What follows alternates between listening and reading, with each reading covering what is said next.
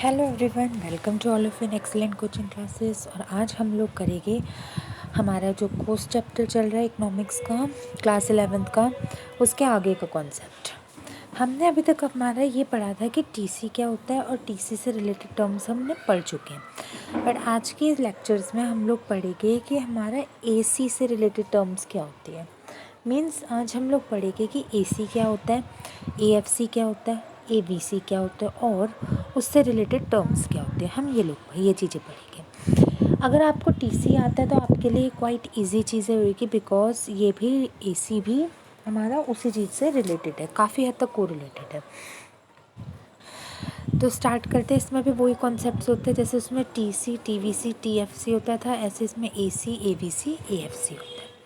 उसमें टी लगता था तो इसलिए उसका मतलब होता था हमारा टोटल। अब इसमें ए लगता है तो इसका मतलब होता है हमारा एवरेज।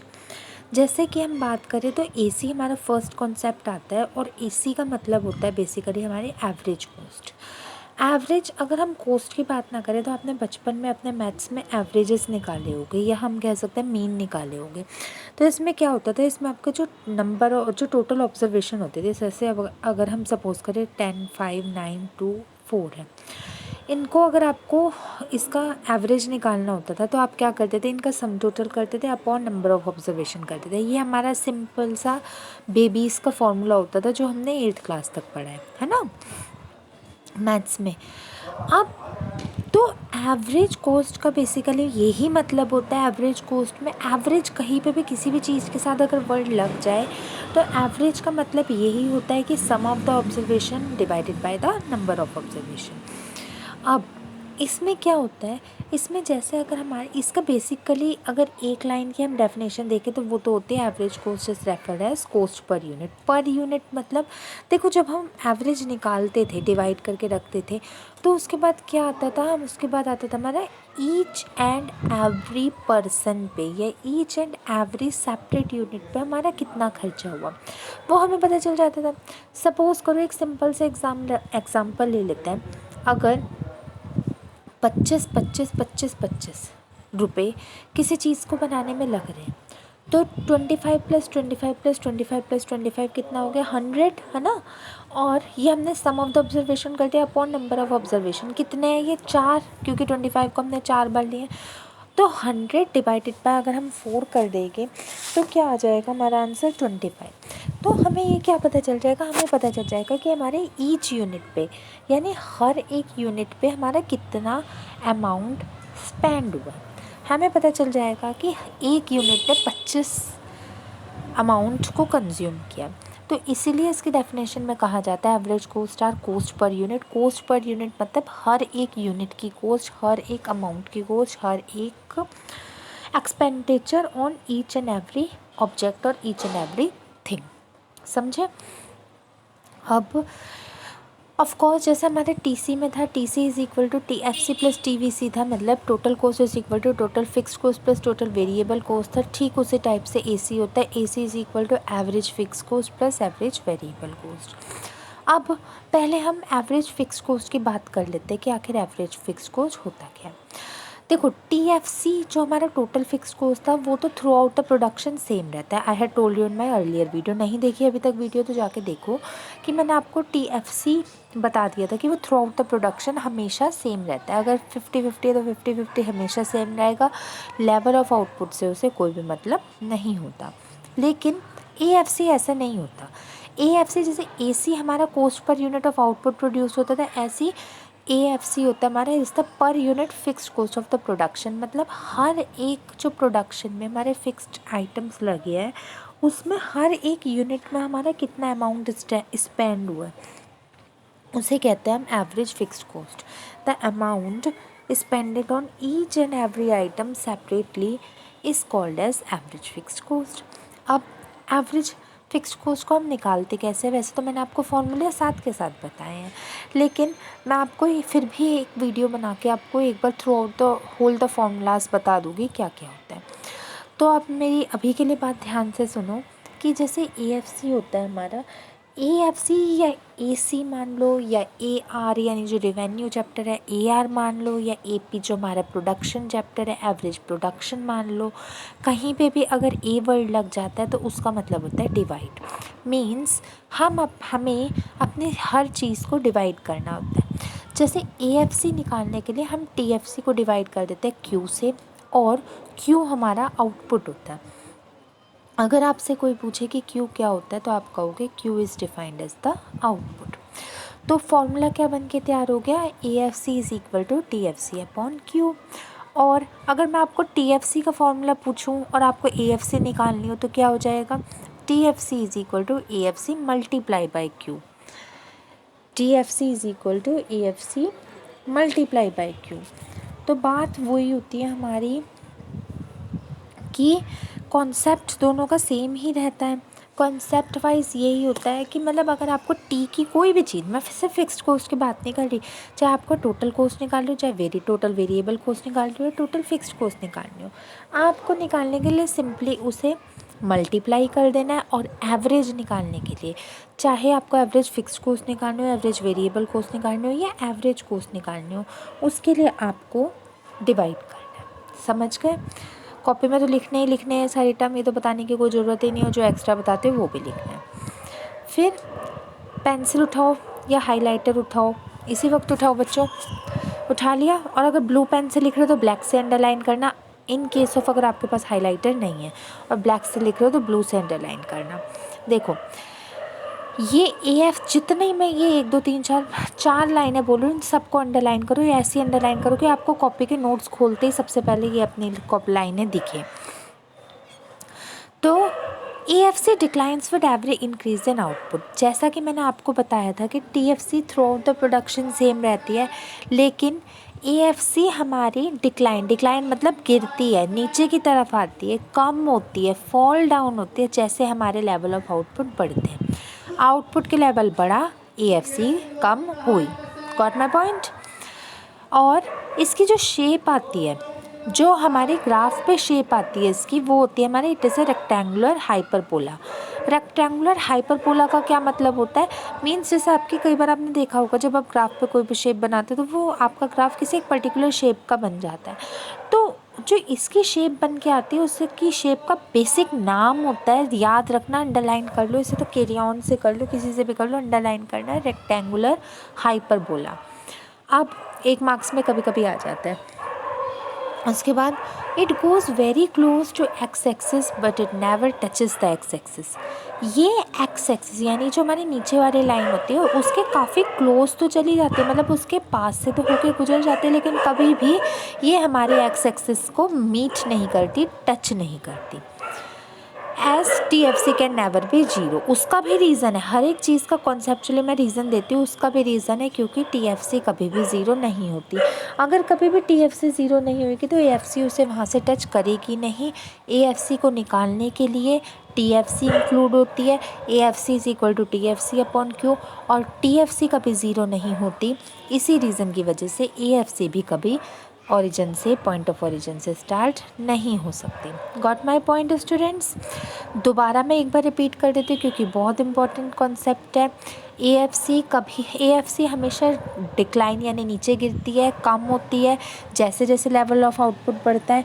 TFC हमारी सेम रहती थी, लेकिन AFC ऐसा नहीं होता, AFC हमारी कम होती है जैसे जैसे हमारा आउटपुट बढ़ता है। जो AFC की शेप होती है वो हमारे रेक्टेंगुलर हाइपरबोला होती है, रेक्टेंगुलर हाइपरबोला, और ये एक्स एक्सिस के क्लोज तो चली जाती है लेकिन एक्स एक्सिस से कभी भी मीट नहीं करती। इसका रीज़न क्या है? इसका रीज़न ये है कि TFC कभी भी ज़ीरो नहीं होती। ये यहाँ से AFC की डेफिनेशन शुरू है, बट ये फिर भी इतना इम्पोर्टेंट नहीं है। ये लाइन्स बहुत इंपॉर्टेंट है क्योंकि इससे कई सारे आपके एनालिटिकल क्वेश्चंस निकल के आते हैं। Got my point? अब हम एवरेज वेरिएबल कॉस्ट देख लेते हैं। जैसे हमारा TVC होता था ऐसे हमारा ABC होता है। एवरेज वेरिएबल कॉस्ट भी हमारा cost per unit of variable cost of production. वो क्या था हमारा? AFC था हमारा, it is the per unit fixed cost of production. ABC होता है, it is the per unit variable cost of production. बात एक ही है, वो वेरिएबल होता है। अब जैसे AFC को फाइंड आउट करने के लिए हमने क्या किया था? हमने TFC अपॉन Q किया था। ठीक इसी टाइप से AVC को फाइंड आउट करने के लिए हम TVC अपॉन Q करेंगे। Q कह लो या आउटपुट कह लो, बात एक ही है। ओके स्टूडेंट्स, तो AVC is equal to TVC upon Q या अपॉन आउटपुट। अब आगे चल बढ़ते हैं। जो हमारा एवरेज वेरिएबल कॉस्ट होता है, फिर से पेन उठा लो, पेंसिल उठा लो, अंडरलाइन करने के लिए हाइलाइटर उठा लो। AVC falls with every increase in output initially. वही बात है जैसे AFC फॉल होता है, डिक्लाइन होता है, ये भी डिक्लाइन, AFC फॉल्स ये भी डिक्लाइन होता है जैसे जैसे हमारे आउटपुट बढ़ते हैं। एक ही लाइन की चीज़ें हमेशा हमारी डिक्लाइन ही होती है। Once the optimum level of output is reached AVC start rising. बहुत बहुत बहुत ध्यान से मेरी बात सुनना बच्चों, दोबारा से एक बात कॉन्सेप्चुअली समझो। TFC का कर्व, TFC का graph parallel to X axis होता था। TFC का graph parallel to X axis होता था। TVC का ग्राफ इंक्रीज होता था। TVC का ग्राफ इंक्रीज होता था, प्रीवियस वीडियो में बता दिया, देख लेना। AFC का ग्राफ फॉल होता था, यानी नीचे गिरता था, तो अभी बताया इसी वीडियो में। लेकिन AVC का ग्राफ पहले तो नीचे जाता है, यानी पहले तो फॉल होता है, फिर जब ये एक पर्टिकुलर लेवल तक पहुंच जाता है उसके बाद वो इंक्रीज़ होना शुरू हो जाता है। समझो मेरी बात। First AFC curve falls down, then after reaching to a particular point it started rising up। एक पर्टिकुलर पॉइंट पे पहुंचने के बाद ये फिर से बढ़ना स्टार्ट कर देता है, फिर से अप होना स्टार्ट कर देता है। इसी रीज़न की वजह से हम कह सकते हैं कि AVC का कर्व यू शेप्ड का होता है। यू शेप्ड मतलब फर्स्ट फॉल सेकेंड डाउन। चिंता मत करो, अभी मैं ग्राफ भी बताऊँगी। ऐसे ही क्वेश्चन आते थियोरी में, एनालिटिकल क्वेश्चंस की what is the shape of AVC curve. आप लिखोगे AVC curve shape is basically U shaped because in this first the AVC curve falls down, then after reaching to a particular point it started rising up. कुछ समझे? अब बात कर लेते हैं हमारे ATC की। ATC मान लो या AC मान लो, एक ही बात है। एवरेज टोटल कॉस्ट या एवरेज कॉस्ट एक ही होता है, और ये वही होता है जो मैंने आपको स्टार्टिंग में डेफिनेशन बताई थी। AC refers to the per unit total cost of production. Total cost of production को अगर हम पर यूनिट, हर एक यूनिट से कंसिडर करें तो वो हमारी ATC होता है। ATC का फॉर्मूला क्या होता है? ATC कह लो या AC कह लो, ATC का फॉर्मूला होता है TC यानी टोटल कॉस्ट अपॉन आउटपुट यानी upon quantity produced. ATC is equal to TC upon Q। समझ गए? अब 3 फॉर्मूले हमने आज के लेक्चर्स में समझे हैं। AFC is equal to TFC upon Q, AVC is equal to TVC upon Q और AC is equal to TC upon Q। Got my point? थोड़ी बहुत बात समझ आई? अब हाँ, और of course none other than AC is equal to AFC plus AVC। ये तो मुझे शायद बताने वाली बात ही नहीं है। AFC और AVC इसका कॉम्बाइंड पार्ट होता है, ये इसके पार्ट्स होते हैं। तो जैसे टी के पार्ट्स TVC और TFC होते हैं, तो TC का फॉर्मूला क्या बना था? TFC plus TVC। In the similar way AC इन दोनों के पार्ट होते हैं, तो AC is equal to AFC plus ABC। समझ गए?